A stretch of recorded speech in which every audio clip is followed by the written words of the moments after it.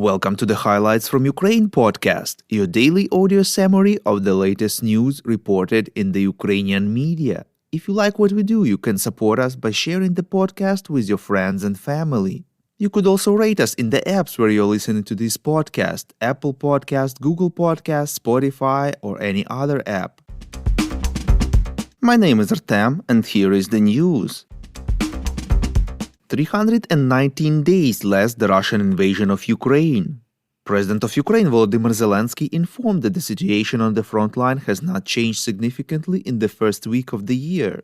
Heavy fighting continues in the Lugansk and Donetsk regions. Bakhmut is holding out against all odds, and although most of the city is destroyed by Russian strikes, our warriors repel constant attempts at Russian offensive there, stressed Zelensky. He said that there is no such piece of land near those two cities where the occupier would not have given his life for the crazy ideas of the masters of the Russian regime. He informed that the commander of the direction, General Syrsky, visited the troops defending the outskirts of Bakhmut and Soledar. He awarded the warriors for their resilience, organized the steps necessary to strengthen the defense. Zelensky noted the success of Ukraine's air defense. Since the beginning of the day, 3 helicopters and also drones have been shot down. Russian forces attacked the city of Kramatorsk, Donetsk region, with missiles yesterday, reports Ukrainska Pravda. According to the local mayor, many buildings have been damaged in the attack, but no casualties have been reported. At the same time, the Russian Defense Ministry called this attack a revenge operation for the attack on the Russian military base in Makiivka carried out by Ukraine late on the New Year's Eve. The Ukrainian side claimed that up to 400 Russian servicemen were killed and 300 wounded, while Russia admitted losing less than 100. The Russian Defense Ministry claimed that more than 700 Ukrainian servicemen have been housed in dormitory number 28 and more than 600 in dormitory number 47. As a result of a massive missile attack on these targets, over 600 Ukrainian servicemen have allegedly been killed. However, Sergei Cherevati, the spokesman for the Eastern Group of Ukrainian troops, emphasized that the statement of the Ministry of Defense of Russia is incorrect because the Russian army does not have the ability to deliver high-precision strikes. Foreign journalists who work in the area and went to the alleged scene of the attack weren't able to confirm Russian claims. Reuters reporters visited 2 college dormitories where, according to the Russian Ministry of Defense, Ukrainian servicemen were living during the overnight strike.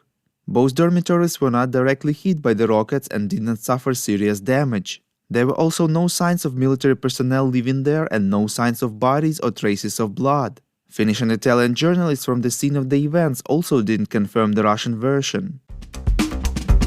In another exchange of prisoners, Ukraine liberated 50 more of its military, reports Novinarnya. According to the head of the president's office, Andriy Yermak, among the liberated are representatives of the Armed Forces, Territorial Defense, the National Guard of Ukraine, the State Border Guard Service, the Ukrainian Navy, and the Special Operation Forces. Overall, 33 officers, 17 privates and sergeants were liberated. Among them, defenders of Mariupol, people captured at the Chernobyl nuclear power plant, from the Donetsk front and Bakhmut, as well as from Kyiv, Chernigiv and Kherson oblasts, where intense battles took place. President Zelensky welcomed the news of the first liberation of Ukrainian warriors from Russian captivity that took place this year. He expressed gratitude to those units who replenished the exchange fund. Everyone who captures the enemy on Ukrainian land gives an opportunity to return freedom to some Ukrainians, said Zelensky.